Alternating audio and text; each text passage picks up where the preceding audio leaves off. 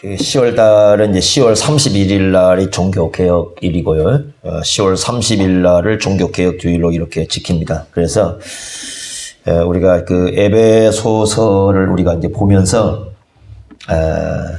3주 동안 계속해서 이 에베소서를 통해서 교회가 뭔가 하는 것을 좀 생각해 보는 시간을 갖도록 하겠습니다. 이 종교개혁자들이 좋아했던 특히 이제 칼빈 같은 경우 이 칼빈 선생님이 굉장히 좋아했던 그 서신이 바로 에베소서입니다. 그래서 에베소서에 대한 내용을 우리가 좀 더 많이 좀 살펴보는 시간을 갖도록 하겠습니다. 존 스토어트 목사님이 에베소의 제목을 뭐라고 잡았느냐면 하나님의 새로운 사회, 책을 쓰면서 하나님의 새로운 사회 이렇게 썼습니다. 이 사회라는 말은 공동체를 의미하는 거고, 새롭다는 말은 세상에 공동체가 존재하고 있는데 또 하나의 어떤 공동체가 만들어졌다 그런 의미라기보다는 이 세상에서 찾아볼 수 없는 그 사회다 그런 의미를 갖고 있어요. 세상에서는 이 교회와 같은 공동체를 찾아볼 수가 없다라는 겁니다. 그런 의미에서 하나님이 창조하신 새로운 사회가 바로 이 교회라는 겁니다. 그래서 하나님의 그 은혜로 말미암아 세워진 그런 공동체가 교회인데 뭐 제목을 참 잘 지은 것 같아요. 더군다나 이제 에베소서가 중요한 것은 모든 학자들이 공통적으로 얘기하는 것이 바로 에베소서는 교회론, 그러니까 신약의 교회가 뭔가라는 것을 우리에게 가장 잘 보여주는 그런 서신입니다. 이 에베소서의 교회라는 말이 9번이 등장을 하고 있습니다. 9번이 등장하고 있는데, 그래서 하나님의 그 큰 계획, 하나님께서, 그 원대한 그 구원의 계획을 가지고 있는데, 그 계획의 중심 속에 교회가 있고요. 지금도 하나님께서 중심적으로 바라보고 있는 것이 교회고, 또 이 역사를 진행해 나갈 때에 사용하시는 것도 교회입니다. 그러니까 교회는 굉장히 중요합니다. 어떤 교회를 이루는가? 사람들은 이렇게 생각을 합니다. 나는 그냥 아무 교회나 속해서 살면 되지, 그냥 내 믿음 지키면 되지. 그런데 절대 그렇지 않습니다. 그 교회가 어떤 교회인가는 굉장히 중요한 겁니다. 왜냐하면 그 교회가 어떤 교회냐에 따라서 우리 인생의 가치가 달라지고, 인생의 의미가 달라지고, 우리가 이 땅에 사는 것, 내가 혼자 홀로 대단한 어떤 삶을 산다고 하지만, 그러나 교회를 통해서 우리 인생이 뭔가가 이 규정이 되는 거거든요. 그래서 이 교회라는 것은 굉장히 중요한 의미를 갖습니다. 에베소서를 옥중서신이라고 부릅니다. 성경에 그 감옥에서, 로마라는 그 지역에서 투옥된 감옥에 갇힌 상태에서 쓴 서신이 4권이 있습니다. 에베소서, 그 다음에 이 뒤에 나오는 빌립보서, 그 다음에 앞으로 계속 볼 골로새서, 그 다음에 빌레몬서, 이 4권이라고 말씀하고 있는데, 에베소서 3장 1절을 보시면요, 이렇게 쓰고 있습니다. 3장 1절에 갇혀있다라고 얘기를 합니다. 3장 1절에 보시면, 이러므로 그리스도의 예수의 일로 너희 이방인을 위하여, 그 다음에 갇혀있다. 감옥에 있는 거죠, 지금, 그죠? 실제로 갇혀있다는 건 감옥에 있는 겁니다. 감옥에 있으면서 이 편지를 쓰고 있는데, 바울의 온통 관심은 감옥에 있지만 그의 마음을 사로잡고 그의 관심을 불러일으켰던 거 바로 뭐냐면 교회. 그러니까 그가 얼마나 교회를 사랑했는가 하는 것은 바로 이런 부분을 통해서 우리가 볼 수 있습니다. 감옥에 있지만 그의 모든 관심은 바로 교회에 쏠려 있었습니다. 그래서 주님의 몸된 교회가 어떻게 돼야 되는가 하는 내용을 이 에베소서를 통해서 우리에게 잘 가르쳐주고 있습니다. 1절, 2절을 읽었는데 오늘 1절, 2절은 교회가 무엇인가에 대해서 우리가 바라볼 수 있는 아주 중요한 내용을 담고 있습니다. 1절, 2절에 보시면 이제 1세기 당시에 편지를 쓰는 그 관습이 있는데 그것이 그대로 반영이 되고 있어요. 먼저 발신자가 나옵니다. 누가 보냈는가? 그 다음에 받는 수신자가 나오고 그 다음에 인사가 나오죠. 우리하고 좀 다르죠. 우리는 처음에 받는 사람을 쓰고요. 그 다음에 인사를 쓰고 그 다음에 맨 뒤에 가면 발신자를 쓰죠. 근데 1세기 당시에는 그 편지를 쓴 사람이 맨 앞에 나와요.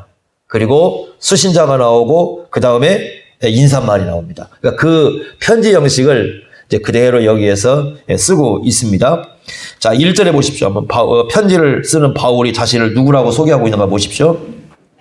하나님의 뜻으로 말미암아 그리스도 예수의 사도된 바울은, 여기서 이제 두 가지 얘기하죠. 첫째는 자기가 그 교회의 직분을 맡게 된 것은 뭘로 말미암아 하나님의 뜻이다. 이 하나님의 뜻이라는 말은 무슨 뜻이냐면 그 누구도 바꿀 수 없다라는 뜻입니다. 1장 11절 보십시오. 이렇게 되어 있습니다. 11절, 1장 11절. 모든 일을 그의 뜻에, 그 다음에 뭐라고 되어 있어요? 결정대로. 하나님의 뜻은 하나님의 결정이라는 거죠. 이 직분이라는 것이 하나님의 뜻 가운데 주어졌다는 건 누구의 결정입니까? 하나님의 결정이에요. 하나님의 결정이기 때문에 바꿀 수 있는 존재는 없습니다. 하나님이 취소시키지 않는 한은 바꿀 수가 없는 거죠. 그게 바로 아주 중요한 직분의 내용이죠. 그 다음에 두 번째는 사도라고 얘기합니다. 사도. 사도라는 것은 어떤 직분이냐면 교회를 위한 직분이에요. 여러분 이거 우리가 분명히 알아야 되겠죠. 4장 11절에 보시면요. 그 사도가 나옵니다. 그가 어떤 사람은 사도로 이렇게 나오죠. 4장 11절에 직분이 나오죠. 그런데 그 뒤에 바로 무슨 얘기를 합니까? 12절에 보면, 4장 12절에 보면 그리스도의 몸인, 그리스도의 몸은 교회죠. 에베소서에서 중요한 교회에 대한 표현 중에 하나가 뭐냐면 그리스도의 몸이에요. 그러니까 두 가지, 에베소서에서 이 두 가지, 그러니까 교회에 대한 두 가지 아주 중요한 그림을 보여주고 있는데, 하나는 몸이라는 건, 그리스도의 몸이라는 것이고요. 또 하나는 뭐냐면 그리스도의 신부라는 겁니다. 예수님의 신부. 이게 이제 5장에 가면 교회가 뭐냐 그랬을 때 예수님의 신부라는 표현을 쓰고 있고, 이 앞에서는 그리스도의 몸이다 이렇게 표현을 해주고 있습니다. 교회에 대한 아주 중요한 그런 표현이죠. 그러니까 사도라는 것은 결국 무엇을 위한 직분입니까? 바로 교회를 위한 직분이죠. 교회를 위한 직분. 그래서 여러분들이요, 교회로 모였을 때 되도록 이렇게 이제 개인적으로 모였을 때는 우리가 다 나이에 따라서 직분을 떠나서 형님 동생하고 누나 뭐 아니면 언니 동생 이렇게 살지만, 여러분들이 교회로 모였을 때는 직분을 존중해서 불러주는 게 좋습니다. 그렇게 해야 됩니다. 사실은 우리가 모였을 때는, 왜냐하면 이 직분이라는 것이 하나님의 뜻의 결정이고 교회를 위한 직분이기 때문에 교회로 모였을 때는 나이를 떠나서 그 직분을 갖고 있으면 그 직분을 존중해서 불러주는 것이, 그게 주님의 몸된 교회를 생각하는 거예요. 근데 이제 사람들이 가끔 그런 거 무시하고 막 교회에서도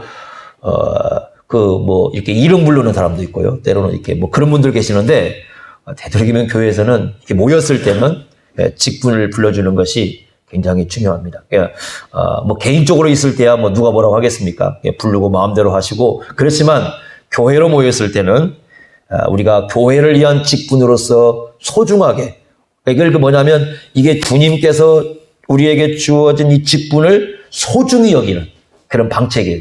그게 예의고, 또 그게 사랑은 무례하지 않잖아요. 그죠?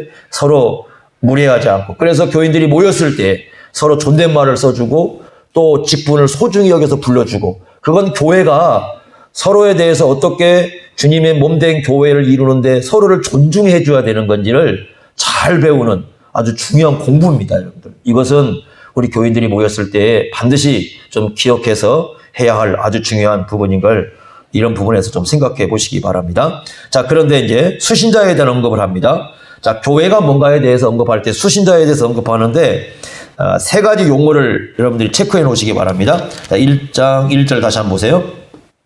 하나님의 뜻으로 말미암아 그리스도 예수의 사도된 바울은, 자, 에베소에 있는, 자, 세 가지 체크해 놓으세요. 첫째는 뭐라고 했습니까? 성도들. 한번 줄 한번 딱 그어 놓으시고, 두 번째는 그리스도 예수 안에 있는, 여기를 잘라 놓으세요. 그러니까 두 번째는 교회가 뭐냐? 그리스도 예수 안에 있는 사람들, 이 말입니다. 그러니까 에베소서에서 엄청나게 쓰고 있는 표현들이 그리스도 예수 안이죠. 그리스도 예수 안에 있는 사람들. 세 번째는 신실한 자들에게 편지하노니, 편지하노는 조그만하게 써놨죠. 원문에는 편지한다는 말이 없어서 그러는 거예요. 조그만하게 써놓은 건 없어요. 없는데 이제 의역이라고 하는데 그것을 이렇게 해석해서 번역을 해놓은 겁니다. 그래서 교회를 세 가지 용어를 써서 설명하면 첫째는 성도들, 두 번째는 그리스도 예수 안에 있는 사람들, 세 번째 어떤 사람들이 신실한 자들, 이렇게 세 가지를 써놓고 있는데 사실은 이게 다 같은 말이에요. 그러니까 다 같은 말인데 지금 더 이 풍성하게 생각할 수 있도록 이것을 나눠서 이렇게 설명해 주고 있습니다. 첫째로 교회는 누구냐? 성도들입니다. 성도들. 이 성도라는 것은요, 굉장히 중요한 거죠. 구원받은 우리가 우리 자신들에 대해서 가져야 할 가장 중요한 정체성은 성도입니다. 이 성도라는 말은 굉장히 중요한 겁니다. 여기서 말하는 성도라는 것은 기독교인들 가운데 특별한 사람들을 얘기하는 게 아니고 모든 예수 믿는 사람들을 얘기하는 겁니다. 자, 우리가 여러분들 성도라는 것을 두 가지를 조심해야 돼요. 첫째는 뭐냐면 로마 이제 그 가톨릭에서는 성도를 특별한 사람들을 성도라고 불러요. 그러니까 일반 이런 교인들은 성도라고 안 부릅니다. 그러니까 특별한 사람들을 성자라고 불러가지고 이 특별 대접을 하는데 성경은 그렇게 가르친 적이 없어요. 두 번째 오류는 뭐냐면 우리는 이 교회 오면 이 성도라 서로 이렇게 부르다 보니까 너무 성도라는 이름을 무시를 해요. 가볍게 씁니다. 그래서 마치 교회 안에서 성도라고 부르면 그게 막 좀 낮은 듯한 느낌을 사람들이 많이 갖거든요. 성경과 전혀 다른 거죠.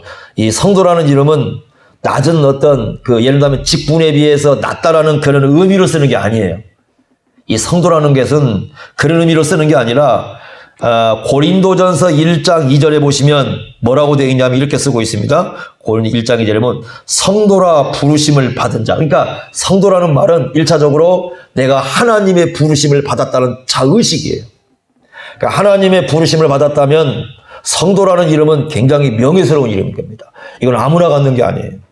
그래서 성도라는 것은 그 하나님께서 우리를 구원으로 불렀다라는 그것이 기본 전제가 되는 거죠. 여러분 이럴 수 있습니다. 목사니까 제가 저 얘기를 할까요? 목사가 구원 받지 않을 수 있습니까? 없습니까? 있죠. 그러죠? 예, 구원 받지 않을 수 있죠. 그렇지 않습니까? 재밌는 얘기인데, 진짜 그렇지는 않아요. 진짜 그런 건 아니고, 진짜 그런 건 아니고, 누가 만든 얘기일 건데, 천국을 갔는데, 주님께서 딱 서가지고, 막 사람들이 들어오니까, 선착순 하니까 막 서로 막 뛰어와서 막 줄을 한 줄로 쫙 서더랍니다. 쫙 서더래요. 이제 제일 약한 사람이 뒤쪽에 섰겠죠. 다 줄을 서고 나니까 주님께서 저 가만히 있으라고 하더니 맨 뒤로 가가지고 뒤로 돌아 그러네요. 여기부터가 상이야. 그러니까 이게 이제 세상과 좀 빗대어서 하려고 하는. 세상 사람들은 탁 뛰어가서 막 1등하고 막 이런 사람을 좋아하는데, 그게 아니라 주님께서는 가장 약한 자부터 이렇게 돌아본다는 누가 이제 그런 내용을 만들어 놓은 것 같아요. 그런데 그 목사라고 해도 사실은 천국에 못 들어갈 수 있습니다. 여러분 왜 그런 얘기를 하냐면 예수님 말씀에 의하면 그렇습니다. 마태복음 7장에 의하면 내가 주의 이름으로 선지자 노릇하는 수많은 사람들이 천국에 못 들어가요. 무서운 얘기죠. 목사도 그렇게 항상 두려운 겁니다. 목사이기 때문에 천국 들어가는 거 아니고 목사도 천국 못 들어갈 수 있고요. 장로이기 때문에 천국 들어가는가? 아닙니다. 못 들어갈 수 있습니다. 천국에 들어가는 것은 성도라는 이름을 가져야 돼요. 그러니까 성도라는 이름을 가진 사람은 천국에 못 들어갈 사람이 아무도 없어요. 그냥 우리가 이제 가짜로 부르는 성도들 말고요. 성도도 아닌데 성도 이렇게 부르는 거 말고 진짜 성도는 천국에 못 들어갈 백성이 하나도 없습니다. 그러니까 성도라는 이름 자체가 이미 어디에 들어가 있는 사람의 표현이냐면 천국에 들어가 있는 사람의 표현인 거예요. 근데 목사는 못 들어갈 수도 있어요. 왜냐하면 이럴 수 있습니다. 목사이긴 하지만 성도가 아닐 수 있어요. 장로이긴 하지만 성도가 아닐 수도 있어요. 집사이긴 하지만 성도가 아닐 수 있고, 권사이긴 하지만 성도가 아닐 수 있고, 교회 와서 예배를 드린다고 하지만 또 성도가 아닐 수도 있어요. 그러니까 성도는 그래서 엄청난 이름인 겁니다. 이게 그냥 주어진 이름이 아니에요. 그러니까 너무 성도를 교회에서 구분해가지고 위로 두는 것도 문제고요.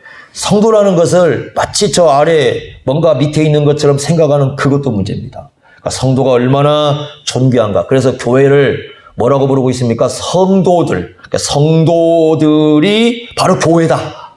그러면 이 성도들의 고귀함을 알아야 교회가 얼마나 고귀한가를 알죠. 네? 자, 여러분 성도라는 1차적인 뜻은 뭡니까? 이 성도라는 말은 거룩하다라는 의미를 갖고 있죠. 그렇지 않습니까? 성, 거룩할 성자잖아요. 도자는 무리들이니까, 무리도자니까 거룩한 무리들 이런 의미를 가지고 있는데 원래 거룩하다는 말은 구별되었다라는 의미를 갖고 있어요. 구별되었다. 그러니까 구별된 자라는 의미가 바로 성도의 가장 기본적인 의미입니다. 구별된 자. 세상 속에 살고 있지만 우리는 구별되었다라는 겁니다. 구별되었다라는 말은 누군가가 우리를 구별해줬다는 거예요. 내가 나를 구별하는 게 아니라 누군가가 우리를 구별해 주었어요. 구별해 주었습니다. 이제 구별했을 때는 한쪽에서 한쪽으로 옮기는 소속의 이 전환이 있습니다. 그러니까 구별되었다는 말은 내가 이쪽에서 소속되어 있었는데 이쪽에 소속된 사람을 이쪽으로 옮겨 놓는 거죠. 그래서 이 소속이 바뀌는 거예요. 소속이 바뀌어요. 그러니까 세상은 두 가지 소속밖에 없어요. 주님 말씀에 의하면 하나는 세상이라는 소속이 있고 하나는 예수님이라는 소속이 있습니다. 그러니까 성도는 어디에 살던 사람이 세상에 소속되어 있던 사람이 어디에로 소속으로 바뀌는 거예요? 그리스도라는 소속으로 바뀌는 겁니다. 이게 어떻게 바뀌느냐? 에베소서에 강조하는 것은 예수 그리스도의 피입니다. 1장 7절 한번 보세요. 에베소 1장 7절 한번 보겠습니다. 자, 한번 같이 읽어보겠습니다. 1장 7절 시작. 우리는 그리스도 안에서 그의 은혜의 풍성함을 따라 그의 피로 말미암아 속량 곧 죄사함을 받았느니라. 여러분 우리가 교회에 들어오는 첫 관문은 뭐예요? 예수님의 피예요. 예수님의 십자가의 그 보혈로 말미암아 죄사함을 받은 사람이 누가 되는 겁니까? 바로 성도가 되는 겁니다. 자, 2장 13절 한번 가보세요. 2장 13절이요. 2장 13절 이렇게 말씀했습니다. 자, 여기도 피가 강조되고 있습니다. 2장 13절 한번 같이 읽어보겠습니다. 시작. 이제는 전에 멀리 있던 너희가 그리스도 예수 안에서 그리스도의 피로 가까워요. 누구하고 멀리 있었습니까? 하나님과 우리 사이가 멀리 있었죠. 어느 정도 멀으냐? 전혀 가까이 할 수 없는 존재. 하나님은 거룩하시고 우리는 죄인이기 때문에 죄인인 우리와 하나님은 전혀 가까이 할 수 없는, 아예 가까이 할 수 없는 멀리 있는 존재인데 그 멀리 있던 우리를 하나님과 우리 사이를 가까워지도록 만들어 놓으신 분이 누구시다? 예수님이시다. 그래서 이 예수님의 십자가의 피가, 예수님의 십자가의 보혈이 우리를 구별하는 가장 중요한 겁니다. 우리를 구별하는 가장 중요한 이 표시는 예수님의 십자가의 보혈입니다. 그래서 예수님의 십자가의 보혈을 믿는 사람들이 세상에 속해 있는 사람이었다가 누구에게 소속으로 바뀐 거예요? 예수 그리스도의 것으로 바뀐 거예요. 왜 이 말씀을 쓰고 있겠습니까? 이런 겁니다. 이 말씀은 왜 성도라는 말을 써서 이 거룩한 구별된 자라는 말을 쓰고 있느냐면 우리의 구원은 내가 소속이 예수님에게로 이렇게 들어와 있는 한은 누구도 이 구원을 빼앗을 수 없다라는 확신을 이 교회에 주고 있는 거예요. 에베소 교회. 쭉 읽어보면 교회는 예수님의 것이기 때문에 그 누구도 우리의 교회를 빼앗을 수가 없습니다. 예수님께서 피로 값주고 사신 사람들이 우리이기 때문에 우리는 그 누구도 빼앗아갈 수가 없습니다. 우리가 정말 성도라면, 우리가 예수 안에 있다면, 우리가 진정으로 교회에 속한 사람이라면 세상도 마귀도 그 세상의 그 어떤 환난도 우리를 빼앗아갈 수가 없어요. 이게 성도들이 가지고 있는 중요한 함이에요. 그러니까 성도라는 말을 불렀을 때 우리가 구별된 사람이라는 불렀을 때는 예수님께 소속되었다는 의미가 있고 예수님께 소속되었다는 의미는 예수님이 우리의 구원을 취소하지 않는 한은 어느 누구도 우리의 구원을 빼앗아갈 수 없다라는 그런 확신을 우리에게 주고 있습니다. 그렇기 때문에 이 성도라는 것이 얼마나 우리에게 귀중한가를 생각을 해야 됩니다. 두 번째는 성도라는 말씀 속에는 거룩함을 가진 존재라는 의미가 거룩함을 가진 존재라는 뜻이 그 안에 있어요. 첫째는 가장 기본적인 의미는 우리를 구별했다는 의미고요. 두 번째는 우리가 뭘 갖고 있는 존재다? 거룩함을 갖고 있는 존재다. 그래서 그 고린도전서 1장 2절에 보면 성도를 뭐라고 부르고 있냐면 그리스도 안에 거룩하여진 존재. 앞으로 거룩해질 거라는 게 아니라 이미 우리가 어떤 존재라고요?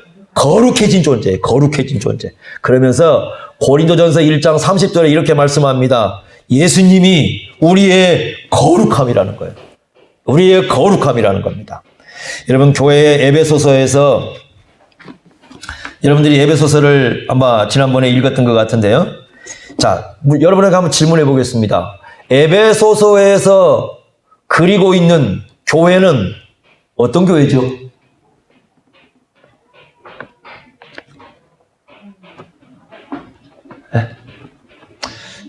에베소서에서 이 에베소서를 통해서 바울이 바라보고 있는 그리고 어떤 교회가 되어야 되는가를 말씀했을 때에 바울이 중심에 두고 있는 교회는 어떤 교회죠? 여러분들 이거 그러면 다시 매일 성경 읽으셔야 할 것 같긴 한데요. 그죠? 자, 5장 27절 한번 보세요.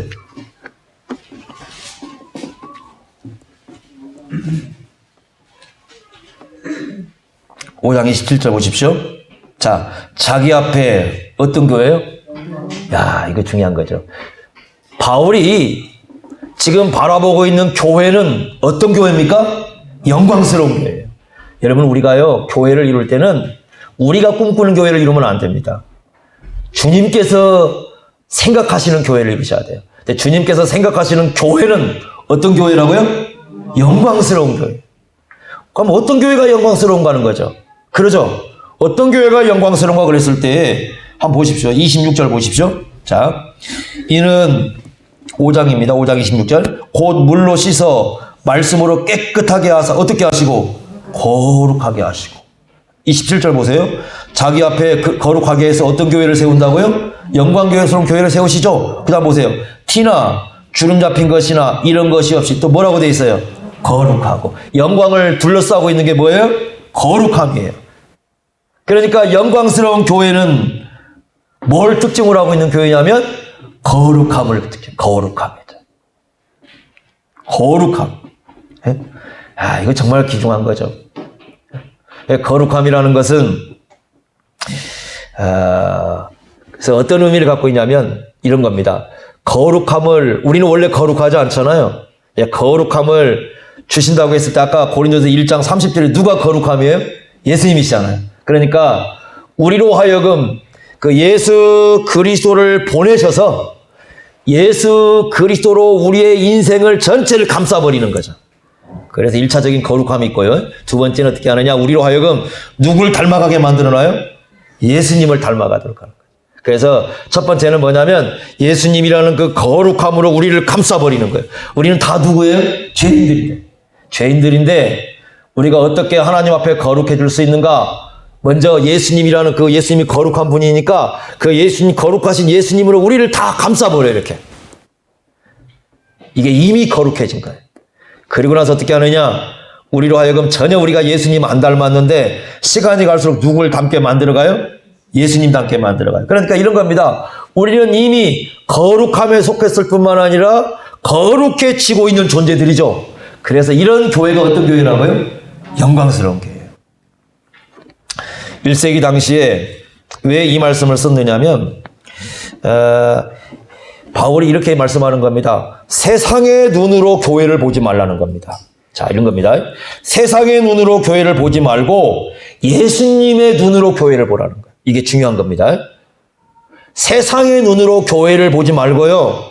예수님의 눈으로 교회를 보라는 것이 어떤 의미를 가진가를 우리가 생각해야 됩니다. 1세기 당시에 교회는요, 아주 작은 공동체였습니다. 작은 공동체였어요. 눈을 뜨고 이렇게, 우리 지금은 눈을 뜨고 딱 나가지 않습니까? 눈을 뜨고 나가면 곳곳이 십자가고, 곳곳이 교회당이고, 여러분들이 한번 나가보세요. 나가보시면 곳곳에 십자가가 다 붙어 있어요. 그러죠? 저녁에 높은 산에 올라가서 한번 이 도시를 한번 바라보세요. 시뻘겋게 도시 곳곳을 물들이고 있는 것은 십자가입니다. 그러지 않습니까? 1세기에는 그런 십자가를 걸어놓은 건물이 존재하지 않았어요.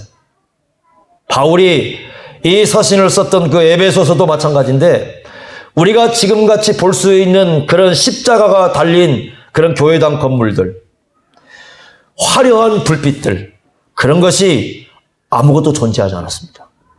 그저 어디가 교회이냐고 물어보면 찾아다녀야 되는, 어디가 교회 있느냐고 물어보면 비밀리 찾아가 봐야 되는, 그래서 세상 사람들이 볼 때는 이 당시에 1세기 당시의 교회가 굉장히 초라해 보였어요.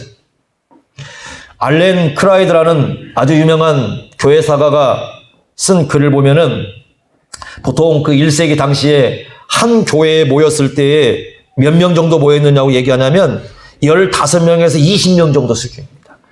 15명에서 20명 정도 수준이에요. 그러니까 20명 정도면 그래도 괜찮은 큰 교회. 지금은 20명 그러면 에게 그것도 교회야 그런데요. 1세기 당시에는 20명이라는 교회는 굉장히 큰 공동체.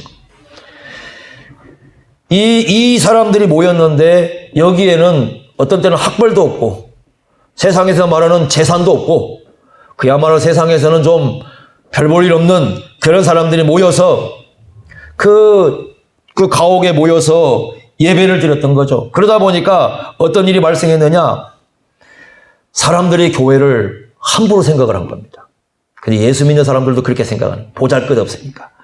그러면 그 당시에 나가서 볼 수 있는 건 뭐냐면 신전이에요. 큰 대형 신전. 더군다나 에베소는요, 아뎀이라는 신전이 있었습니다. 그 아르테미스라는 신전이고, 그 다음에 그 로마에서는 다이애나라는 그 신으로 불리는 그 여신상인데, 타산의 여신이라고 불리는 신전인데, 그 도시에서 가장 유명하고 가장 잘 보이고 수많은 사람들이 모이고요. 이게 세계 7대 불가사의라고 불리는 것인데, 우리가 이렇게 손으로 이렇게 할 수 있는, 지금은 뭐 기계로 하는지 모르겠지만 사람 손으로 다 하는 건데, 이 기둥입니다. 대리석 기둥인데요. 이 대리석 기둥이 127개가 되는 그야말로 엄청난 그 신전이 이 에베소에 있었습니다. 심지어는 그 2만 한 4,000명에서 5,000명 정도 모일 수 있는 연극장도 있었어요. 체육시설이 있었고. 그러니까 거기에 수많은 사람들이 모였고, 거기에 귀족들이 모였고, 거기에 많은 어떤 그 대단한 사람들이 모이면 그 자리에 갔습니다. 그런데 거기에 비해서 교회는 굉장히 초라하고, 몇 명 모이지 않는 것 같고, 보면 세상에서 보면 노예들이 있고, 별로 볼품 없어 모이고, 그런 사람들, 귀족들도 아닌 그런 사람들이 그 자리에 모여서 예배를 드립니다. 그나마 그런 집을 내놨을 때 그렇게 예배를 드리는 것이고, 그러나 어떤 사람들은 그런 집에서도 예배를 못 드리니까 토굴에 가서 예배를, 어떤 사람들은 들판에 가서 예배 드리고, 어떤 공동체는 심지어는 무덤에서 예배를 드립니다. 사람들이 모인 그 무덤이 있는데 그 무덤에서 예수 믿는 사람들이 모여가지고 이렇게 예배를 드립니다. 일제시대 때에 제가 아시는 분은 그 신사참배로 예배를 못 드리게 하니까, 신사참배를 거부해가지고 예배를 못 드리게 하니까 주일날 되니까 사모님하고 목사님이 저 돈바닥 그 한가운데 가가지고 그렇게 예배를 드렸어요. 그러니까 세상 사람들이 볼 때는 굉장히 초라해 보이고, 또 이 별 볼품 없어 보이고, 뭐 이렇게 보였던 것이 그 당시 교회였어요. 찾아볼 수도 없고, 눈여겨서 이렇게 찾아보려고 해도 뭐 어디가 교회가 있는가, 뭐 그런 세상이고, 신전을 물어보면 어디 여러분 그러지 않습니까? 우리가 지금도 뭐 어디가 건물 어디에 있습니까? 라고 물어보면 저기 있어 이렇게 대답하잖아요. 그 당시에는 예를 들면 되게 이제 걸어서 여행을 하는 사람들이 여기 아데미 신전이 어디 있습니까? 그러면 누구나 다 저기에 있습니다 이렇게 얘기를 하거든요. 그 외에도 수많은 신전이 있었고 여신상을 섬기는 그런 신전들이 에베소에서 많이 발견됐습니다. 그런데 누가 와가지고 교회가 어디 있습니까? 그러면 뭐 그런 공동체가 있나요? 뭐 저기 좀 몇 사람 모여가지고 뭐 한다고 하는데 거긴가 봐요. 뭐 이런 정도. 이렇게 초라한 당시에 공동체가 바로 교회였어요. 이런 교회에 대해서 바울은 이렇게 말씀을 하는 겁니다. 창조주 하나님께서 자기의 것으로 구별하셨고 예수님의 십자가에 피를 들이셨고 이 사람들이야말로 그 진정한 거룩함을 입혀주신 그 영광스러운 공동체가 바로 무엇이라는 거예요? 교회라는 거예요. 세상에 많은 공동체가 있지만 세상에 많은 모임들이 있지만 동창회도 있고요. 개모임도 있고 뭐 그죠. 우리나라는 개모임 하면 다 돈 띠먹고 도망가는 것이 선수들이라 뭐 그렇게는 하지만은 개모임도 있고 동창 모임도 있고 뭐 저기 가면 동사무소도 있고 수많은 모임이 있지만 영광스러운 공동체라고 불릴 수 있는 공동체는 하나밖에 없어요. 뭐라는 겁니까? 교회예요. 교회 하나만이 볼 때 하나님이 영광스럽게 보는 것이지 교회 외에는 어느 것도 영광스럽게 보지 않습니다. 하나님께서. 그래서 이 영광스러운 공동체인 이 교회를 영광스럽게 생각하라는 거예요. 예수님께서 피를 주시고 사셨기 때문에 하나님께서 영광스럽게 보시기 때문에 거룩함을 입혀놨기 때문에 세상에서 보잘것없다고 함부로 대하지 말고 이 교회라는 공동체가 얼마나 영광스러운 건지 얼마나 값진 것인지 얼마나 보배로운 것인지 세상에서 그 무엇을 다 주고도 살 수 없는 것이 이 교회라는 값진 공동체라는 것을 생각하라는 겁니다. 그래서 바울은 이 에베소서를 처음 시작하자마자 바로 쓰는 겁니다. 너희들이 누구다? 성도들이다. 여러분 그래서 성도들이라는 것은 바로 이런 의미가 있어요. 첫째로는 우리를 구별시켜서 예수님께 소속되었다라는 그런 특별한 사람으로 우리를 지명하여 부른 하나님의 은혜의 공동체라는 그런 이름이 하나가 있고 두 번째는 뭡니까? 바로 영광스러운 얼마나 너희가 영광스러운 공동체인가를 생각하라는 겁니다. 그런데 우리는 성도라는 이름을 붙이면 뭔가 부끄러워하는 마음을 갖고 있는 사람들이 있는 것 같아요. 왜 부끄럽습니까? 여러분들에게 제가 늘 얘기하지만 돌아가실 때는 성도로 죽으셔야 됩니다. 우리 앞에 그 쓰이는 그 패가 있다면 성도라는 이름이 붙어야 돼요. 그냥 직분 못 써가지고 그거 안달하지 마시고 안 써도 좋으니까 성도라는 이름으로 탁 써가지고 누구 성도 이렇게 탁 여러분 주님 앞에 가면 그 직분이 무슨 의미가 있습니까? 아무것도 아니에요. 주님 앞에 가서 우리의 직분은 끝나는 겁니다. 거기에서. 그렇지만 성도라는 이름은 영원한 겁니다. 그 이름을 갖고 우리가 살아갈 거예요. 그러니 여러분들이 세상을 떠나실 때 다른 것이 아니라 내가 성도라는 이름을 갖고 있는 그 사실로 기뻐하고 감사하고 내가 그걸 가진 것이 얼마나 영광스러운가를 생각하면서 죽을 수 있는 사람, 이런 사람이 바로 진정한 그리스도인이라는 것을 우리에게 아주 잘 가르쳐주고 있습니다. 자, 그 다음에 하나만 더 보고 가겠습니다. 그 다음에 또 하나 뭐라고 썼죠? 이제 예수 그리스도 안에 있는 사람들, 그거 이제 넘어가고요. 그 다음에 또 하나 뭐가 있습니까? 신실한 자들 그랬죠? 신실한 자들은 쉬운 얘기로 믿는 자들 그 말입니다. 믿는 자들, 믿음을 소유하고 있는 사람들 이런 말입니다. 그러니까 이 말씀은 신뢰한다. 내가 예수님이 우리를 신뢰한다는 뜻이 아니라 우리가 예수님을 신뢰하는 겁니다. 구원자로 신뢰하고 그리고 예수님의 말씀을 신뢰하고 그래서 이 말씀 속에는 내가 예수님을 구원자로 믿고 예수님의 말씀을 따라 사는 사람이라는 그 의미가 이 안에 함의가 되어 있어요.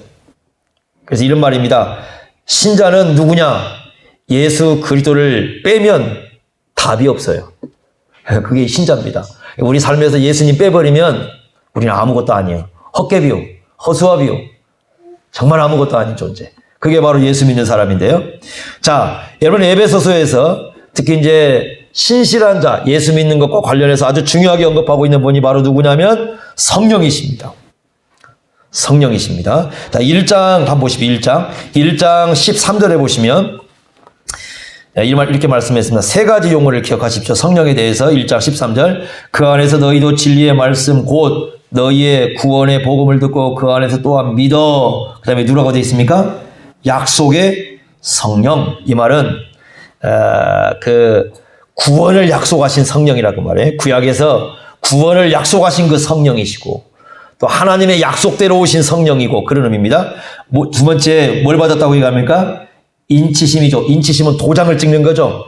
우리가 하나님의 소유라는 도장을 딱 찍는 증거가 뭐냐면 성령이 와 계시는 거예요. 성령은 이렇게 생각하시면 성령은 하나님의 도장이에요. 우리가 하나님 것이라는 도장을 딱 찍었어요. 세 번째는 14절에 우리 기업에 뭐라고 되어 있습니까? 보증이에요.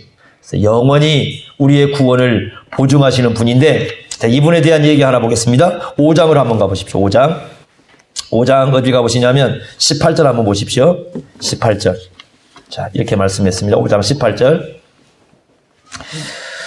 술 취하지 말라. 이는 방탕한 것이니 오직 성령으로 뭐하라? 충만함을 받으라. 자, 여러분에게 질문 하나 던져보겠습니다. 술 취함과 성령 충만은 반대입니까? 비슷합니까? 자, 이거 생각 잘 하셔야 됩니다. 왜냐하면 이거 해석 잘못하면 또 이상한 설교가 나와요. 그러니까 이걸 어떻게 해석하는 분들이 계시냐면 그 사람이 그러잖아요. 처음에 사람이 술을 먹고 그 다음에 술이 술을 먹고 그 다음에 술이 사람을 먹는다 그러잖아요. 그래서 그 이제 술주자잖아요. 그래서 가끔 보면은 술주자 주님하고 우리가 믿는 주님하고 비교를 해가지고 술에 지배되는 것이 술 취합니다. 그러듯이 우리가 성령에 지배되는 것이 성령 충만이다. 이렇게 해석하는 분들 계세요. 그건 비슷하다는 견해 아래서 해석하는 거죠. 이 말씀은 비슷하다는 것에 근거를 두시면 안 됩니다. 반대가 되는 겁니다.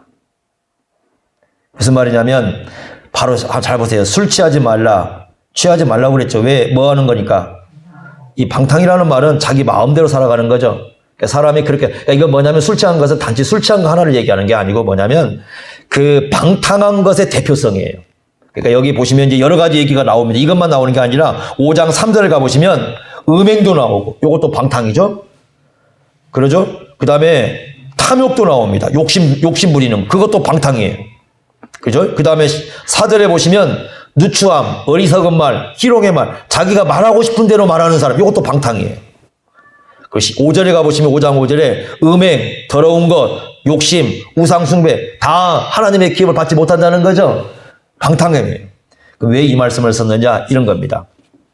세상 사람들은 다 이렇게 살아가죠. 그러죠. 그러면 이런 말씀이죠. 이 방탕함을 우리에게 이길 수 있도록 해 주신 분이 누구라는 거예요? 성령이시라는 거예요.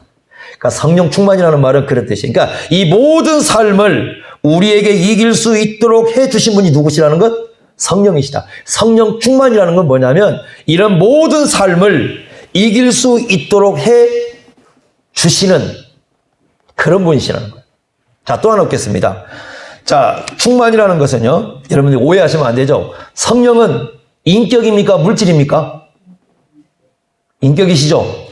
그러니까 물질로 해석하면 안 돼요. 무슨 말이냐면 성령 충만이라는 걸 마치 그 풍선을 불면은 요렇게 부풀어지듯이 물질적으로 해석해가지고 요 사람은 성령이 10% 와 있고 요 사람은 20% 와 있고 요 사람은 30% 와 있고 그러니까 성령 충만 받아야 되니까 막 성령이 막 50% 100%까지 올라가야 되죠. 그죠? 그래서 어떤 사람들이 막 장풍을 쏘고 성령이 나가가지고 조금밖에 없는 성령을 갖다 더 채워주고 막 이런 식으로 하는 집회들 있잖아요. 전부 다 사기꾼들이죠. 성령은 인격이죠. 이 말씀은 무슨 뜻이냐면요. 충만이라는 말은 인격적 관계를 얘기하는 거예요. 인격 속에서의 충만을 얘기하는 거지 물질적 충만이 아닙니다. 이해하시겠습니까? 그래서 그 다음에 세 가지 관계를 얘기하죠. 5장 22절부터 33절까지는 부부관계, 6장 1절부터 4절까지는 자녀와 부모관계, 그 다음에 6장 5절부터 9절까지는 종들과 상전관계, 사회생활 속이죠. 이 사회생활 속에서 예수님을 따라서 살아갈 수 있도록 우리에게 은혜를 주시고 우리에게 힘을 주시는 분이 누구란 뜻이에요? 성령이시라는 뜻이에요. 그러니까 앞에서 우리가 신실한 자, 즉 신실한 자는 누구 믿는 사람들이에요? 예수를 믿는 사람들이고 예수를 따라 사는 사람들이죠. 그러면 이런 뜻입니다. 우리가 세상 살 때 두 가지 과제가 있어요. 첫째는 뭐냐면 이 세상은 방탕해요. 자기들 마음대로 살아갑니다. 사람들이 이 자기들 마음대로 살아가는 삶 속에서 이 모든 것을 이겨낼 수 있도록 우리에게 힘을 주시는 분이 누구시라는 거예요? 성령이시라는 것이고, 두 번째는 우리가 살아가는 건 사회는 사람들과의 관계지요. 우리는 다 관계를 맺고 살아가요. 부모와 자녀 관계든지 아니면 부부 관계든지 뭐 직장에 가면 상사와 종의 관계든지 아니면 길거리 나가면 어른과 아이들 관계든지 어떤 관계든 우리는 관계 속에 살아가는데 그 관계 속에 살아갈 때 그 관계 속에서 예수님을 따라서 살아갈 수 있도록 우리에게 또 이끌어 주시고 힘을 주시는 분이 또 누구라는 거예요? 성령이시라는 겁니다. 그래서 우리 그리스도인들은 믿는 자로서 신실한 자로서 사람을 살려면은 에베소 1장부터 마지막 장까지 계속 매 장마다 성령에 대해서 강조를 하고 있는데 이 성령의 인도하심이 우리 속에 있어야 우리가 그러한 삶을 살아갈 수 있다는 거예요.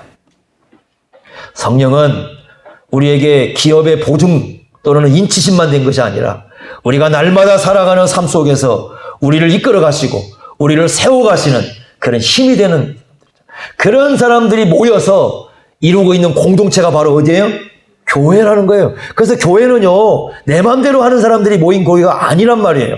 내가 원하는 대로 하는데 모인 데가 교회가 아니고 내가 살고 싶은 대로 사는 사람들이 모인 데가 교회가 아니라 누구의 인도를 받고 싶으신 사람들, 성령의 인도를 받고 싶은 그 간절한 소망을 가진 사람 모인 공동체가 바로 뭐예요?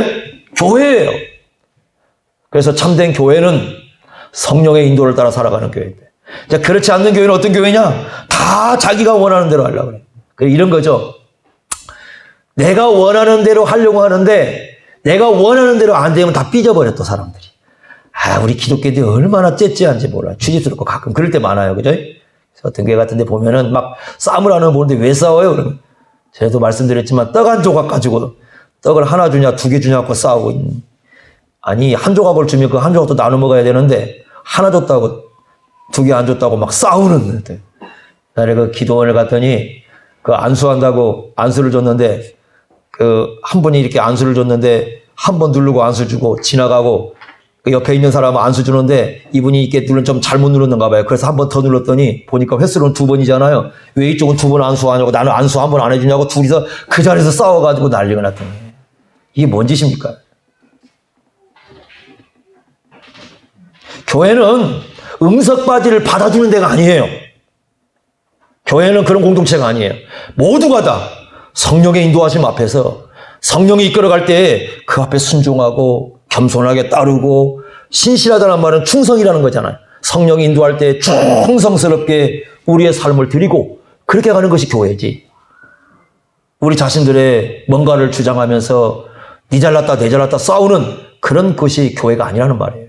이것을 우리에게 가르쳐 주기 위해서 교회는 성도는 영광스럽지만 동시에 어떤 걸 예수를 믿는다는 그 신실함을 보여주어서 우리가 어떤 모습을 드러내야 되는 이 두 가지를 이렇게 가르쳐 주는 거예요. 이것이 교회입니다. 그래서 에베소서를 통해서 이제 이런 교회들의 모습을 여러분들이 더 보겠는데요. 어쨌든 오늘 가장 중요하게 이 두 가지를 기억하십시오. 성도는 위대한 이름입니다. 두 번째, 우리 교회는 또 어떤 거래요? 신실한 예수 그리스도를 믿는 자의 삶. 그것은 에베소서에서 뭘 통해서 드러난다? 성령의 인도하심을 따라서 살아가는 삶으로 드러납니다. 이걸 여러분들이 기억하시면서 우리가 그런 공동체를 이루도록 우리 자신들을 드려야 할 것입니다. 이런 삶이 저와 여러분들 가운데 있기를 바랍니다. 기도하겠습니다. 하나님 아버지, 오늘 주신 말씀을 저희들이 기억합니다. 예수님의 십자가로 값주고 사셔서 우리를 교회로 세워주셨는데 이 성도가 얼마나 위대한 이름인지 또 우리가 신실자라는 이 이름이 얼마나 우리에게 절실하고 또 필요하고 의미가 있는지를 오늘 말씀을 통해서 생각해 봅니다. 우리가 교회를 이룰 때에 우리의 영광스러움을 생각하게 하시고 동시에 예수 믿는 사람으로서 우리 성령님의 인도하심에게 정말 신실하고 충성스럽게 성령님을 따라서 함께 교회를 이루어가는 그런 공동체를 이뤄낼 수 있도록 함께하여 주옵소서. 예수님의 이름으로 기도하옵나이다. 아멘.